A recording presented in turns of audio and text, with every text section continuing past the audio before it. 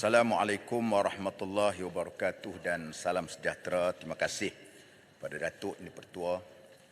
Saya mulakan perbahasan saya ialah untuk berperingatan kepada kita semua mengenai Nabi SAW berpesan, khiyaru a'immatikum alladhi tuhibbunahum wa yuhibbunakum wa yusalluna alaikum wa tusalluna alaihim wa syiraru a'immatikum alladhina tabghadunahum wa yabghadunakum wa tal'anunahum wa yal'anunakum. Riwayat daripada Muslim. Sebaik-baik pemimpin dari kalangan kamu ialah kamu sayang kepada mereka dan mereka juga sayang kepada kamu, dan mereka mendoakan kepada kamu dan kamu juga mendoakan kepada mereka. Sejahat-jahat pemimpin ialah kamu marah kepada mereka dan mereka juga marah kepada kamu, dan kamu melaknat ataupun benci kepada mereka dan mereka juga melaknat kepada kamu.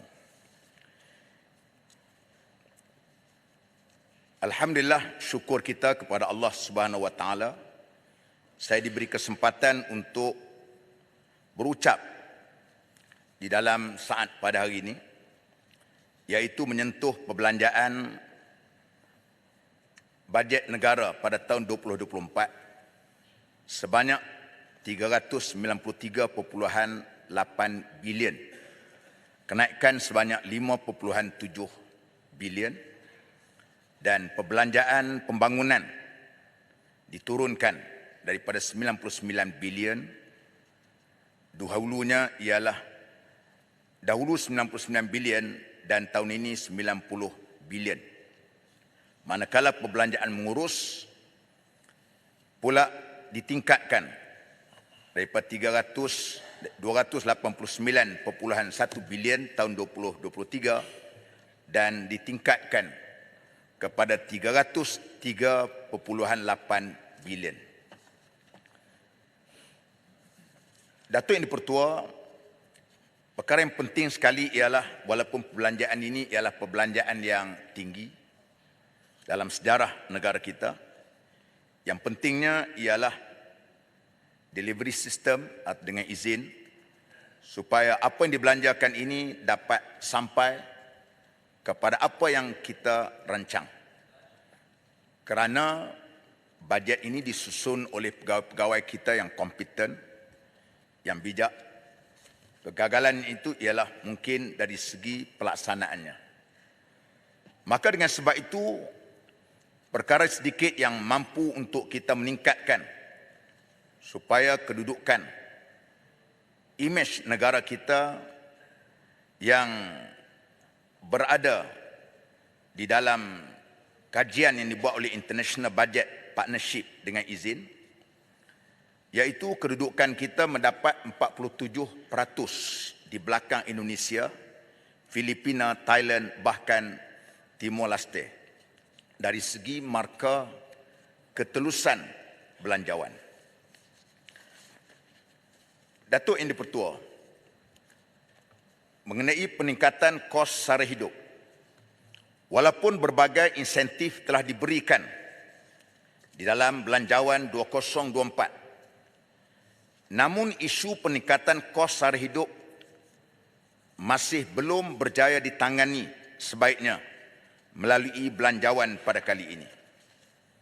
Dengan peningkatan kadar cukai perkhidmatan yang dibangkitkan oleh sebelah sini dan juga di sebelah sana, sebanyak 2% daripada 6% kepada 8% cukai SST, ianya akan memberikan kesan rantaian satu perkhidmatan yang akhirnya akan membebankan rakyat sebagai pengguna akhir dalam perkhidmatan tersebut.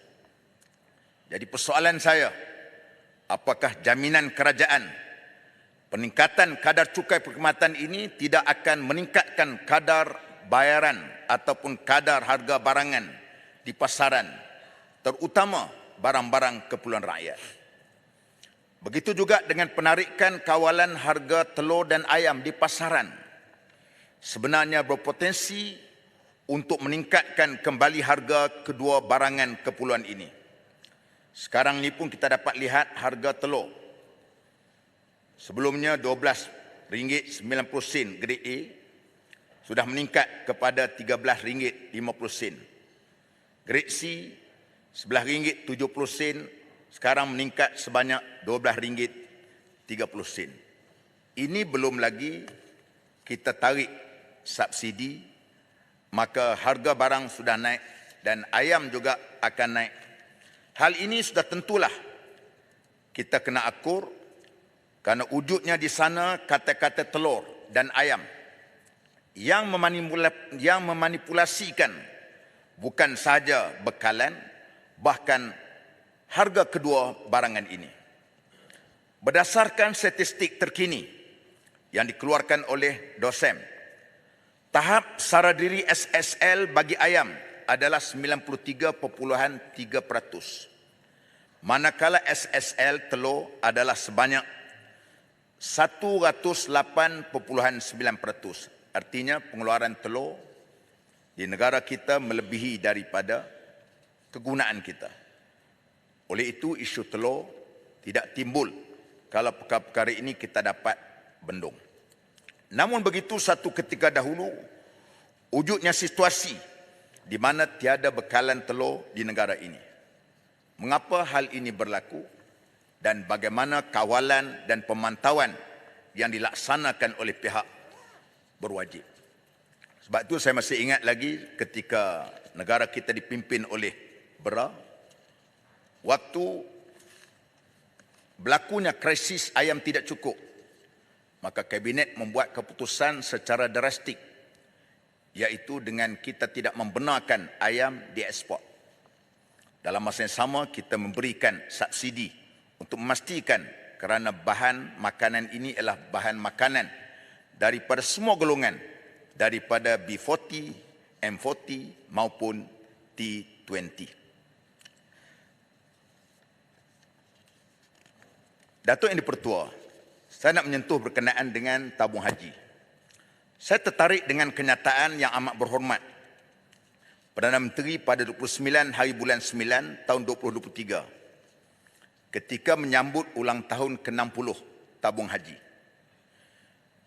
di mana SPV, iaitu Syarikat Urus Harta Jamaah, satu syarikat yang ditubuh di bawah Kementerian Keuangan pada tahun 2018, akan menyerahkan semula aset kepada lembaga tabung haji, di mana waktu diserahkan dahulu, tabung haji mengumumkan pemindahan aset yang tidak menguntungkan hampir 19.9 bilion kepada SPV Urus Harta Jamaah ini untuk memastikan aset dan liability itu sama dan aset melebihi daripada liability, membolehkan dividen diberikan. Persoalan saya, berapakah nilai aset SPV Urus Harta Jamaah Sdn Bhd yang hendak dikembalikan kepada tabung haji supaya ia dapat mengimbangkan kembali aset dan liability dan tabung haji mampu untuk memberi dividen sesuai dengan Akta Tabung Haji. Isu yang ketiga berkenaan dengan halal. Memandangkan pembangunan industri halal akan menjadi penyumbang utama kepada negara. Persijilan halal di Malaysia mendapat kepercayaan seluruh dunia. Kena diambil peluang malahan jadi rojokan dunia mengenai standard halal di Malaysia.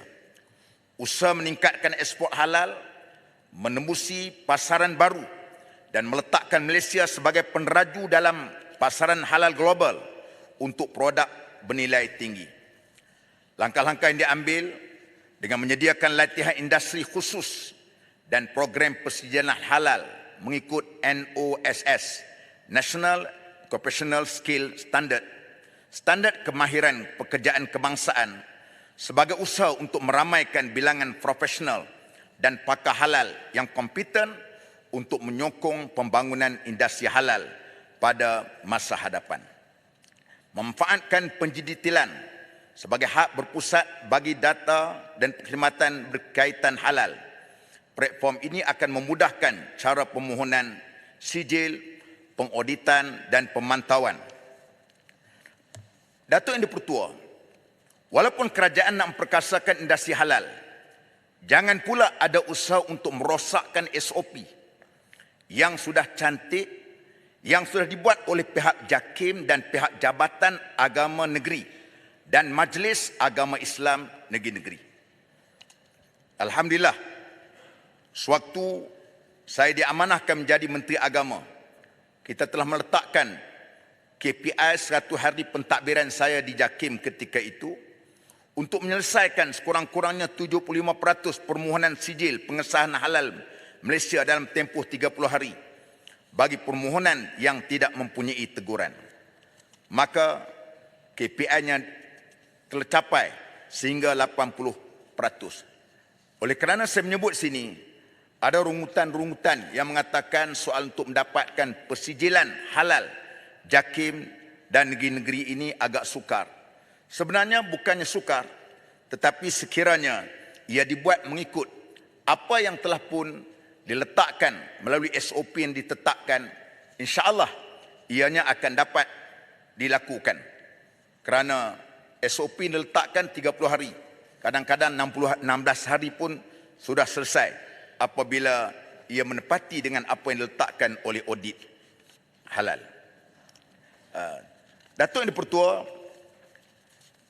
maka dengan sebab itu saya ingin menegaskan dalam soal ini, kalau ada pula soal untuk hendak menguruskan soal persediaan halal serahkan kepada Halal Development Corporation yang berada di bawah MITI, namun perkara ini perlu diperhatikan kerana sebelum ini status ataupun sijil halal dikeluarkan oleh SDC, tetapi memandangkan banyak dapat rungutan di kalangan industri yang melanda pada ketika itu, JAKIM mengambil semula pengurusan persediaan halal pada tahun 2009.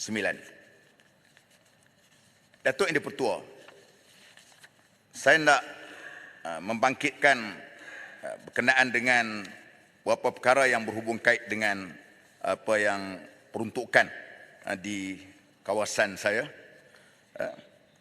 iaitu utamanya ialah memanglah kalau peruntukan tak nak bagi tak apa, pasal karenanya peruntukan ni konon-kononnya dituduh fitnah kami beri kepada TikTok, tak apa, tapi biarlah peruntukan ini ada di kawasan kami.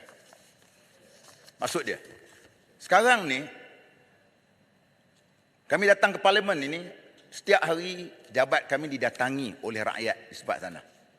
Ada yang kadang-kadang nak hantar ke hospital, yang nak buat rawatan di hospital. Kita suruh pergi kepada JKM. JKM kata tak ada peruntukan. Kita pergi kepada Baitul Mal. Semalam ada satu kes, rumah nak kena halau dah. Kena sewa lebih kurang 1,500 tak bayar. Dah tertonggak. Dia nak minta saya. Kita suruh pergi Baitul Mal. Baitul Mal bagilah RM100. Dia pun tak ada kemampuan kerana banyak sebagainya. Sebab itu kita harapkan, tak apa, tak ada masalah. Wang tu boleh letakkan di JKM, Jabatan Kebajikan Masyarakat, tak apa. Ataupun di Baitul Mal, atau di daerah. Asalkan rakyat dapat cukup. Bukan untuk kami. Kami boleh bagilah. InsyaAllah boleh bagi. Setakat RM50, RM100. Boleh, insyaAllah boleh bagi. Tapi tak cukup, tak sepadan apa yang mereka perlukan. Maka sebab itu kita harapkan, biarlah apa yang penting mekanisme ini diberikan kepada mereka yang sepatut. Kalaupun takut sangat nak beri pada kami. Dan kami juga boleh kalau beri ke letak di pejabat kami. Letak pegawai SPR di pejabat kami untuk uruskan bagaimana peruntukan di tempat kami. Kami rela. Jabat kami bukan buka 24 jam, 25 jam. Bamat. Bamat ajak saya tu. Bagan Serai. Okey. Bagan Serai. Minta sikit. Newang, saya nak pendek awang sikit. Sikit ni. Okey, cukup. Apa kemudian berkenaan dengan kawasan saya. Pertamanya ialah berkenaan dengan naik taraf. Jalan Alfonso Cangkat Lobak, laluan 147 yang sering dinaiki air apabila hujan lubat berlaku. Maka sebab itu kita mohon perkara ini dapat dilihat oleh pihak JKR. Yang kedua, selenggara sistem pembaritan sesegera mungkin, terutama berhadapan ibu pejabat polis daerah Krian, Bagan Serai kerana sering dinaiki air apabila hujan berpanjangan lebih daripada 1 jam. Dan yang ketiganya ialah memohon menyelenggara kuartus polis daerah Krian, tambah baik Balai Polis Trafik daerah Krian. Dan yang keempatnya mengenai permohonan daripada Sekolah Menengah Sultan Alang Iskandar Semai di Bagan Serai yang memohon peruntukan ataupun dirikan Dewan Besar untuk berhimpun. Datuk Yang di-Pertua, sedikit lagi ialah berkenaan dengan akhir sekali saya hendak mengingatkan kepada kita semua dan rakyat Malaysia. Wahai rakyat Malaysia, apabila datang pemimpin Pakatan Harapan, maka jawablah lidah dengan yang fasih, kerana mereka adalah makhluk biasa seperti mana kamu. Sesungguhnya harga minyak tidak turun itu adalah benar. Sesungguhnya beras tempatan tidak ada dalam pasaran adalah benar. Sesungguhnya SST naik daripada 6% ke 8% adalah benar. Sesungguhnya nilai mata wang ringgit semakin jatuh itu adalah benar. Sesungguhnya harga barang semakin mahal itu adalah benar. Bagan Serai. Dan semuanya benar kecuali Bagan Serai, tidak benar. Terima kasih. Bagan Serai nak bertanya, Bagan Serai. Terima kasih Yang Berhormat Bagan Serai. Berikutannya dipersilakan Yang Berhormat Bukit Bintang. Terima kasih Datuk Yang di-Pertua, mengizinkan saya mengambil bahagian dalam berbahasan rang undang-undang Pertukaran 2024.